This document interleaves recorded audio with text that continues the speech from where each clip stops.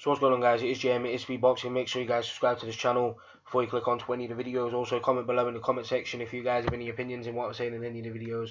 Like always, it is appreciated if you guys could drop me a quick sub or two on my channel. So Anthony Joshua defeats Joseph Parker via 12-round unanimous decision.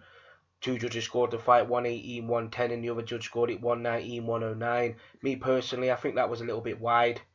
Like, Anthony Joshua definitely won the fight, but I scored it at 116-112 to Anthony Joshua.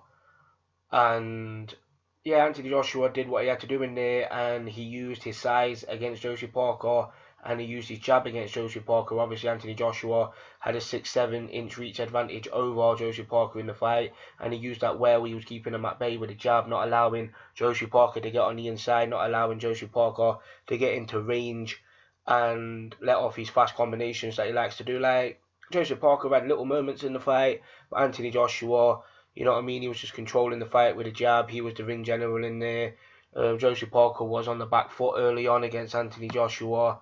And you know what I mean, it was quite a technical affair tonight. Anthony Joshua and Joseph Parker didn't really catch fire.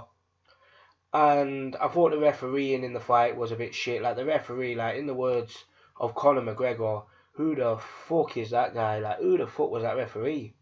Like, these guys were fighting on the inside, and he was breaking them like way too early. Like, there was no holding or anything. These guys were exchanging on the inside at times, and the referee was breaking them. Like, I just don't understand why he was doing it so often.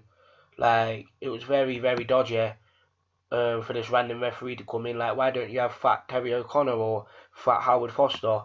Like, why do we have to have some random guy that we never heard of before, and he was making terrible decisions? But it is what it is. Also, this guy judging was a little bit biased towards Anthony Joshua, but obviously Anthony Joshua is the Sky Cash Cow, so these guys are going to be biased. It's like on HBO when they're very biased towards Canelo Alvarez.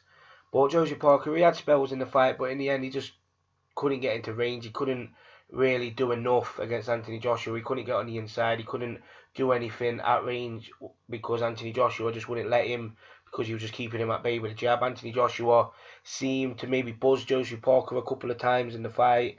Joseph Parker did land a couple of shots on Anthony Joshua, but nothing that really rocked him or anything. I think a couple of shots got Anthony Joshua's attention, but he was never hurt in the fight, whereas Joseph Parker, I think he was buzzed a little bit, but he was never close to going down in the fight, and he proved definitely that he had a chin, because he's the first man to ever go 12 rounds with Anthony Joshua in 21 professional fights. So, you know what I mean, he can hold his head high. It wasn't a disgraceful performance. He just got beat by the better fighter on the night, and Anthony Joshua, he did make technical flaws against Joseph Parker in there, defensively and stuff like that, and at times coming forward, Anthony Joshua was making mistakes as well.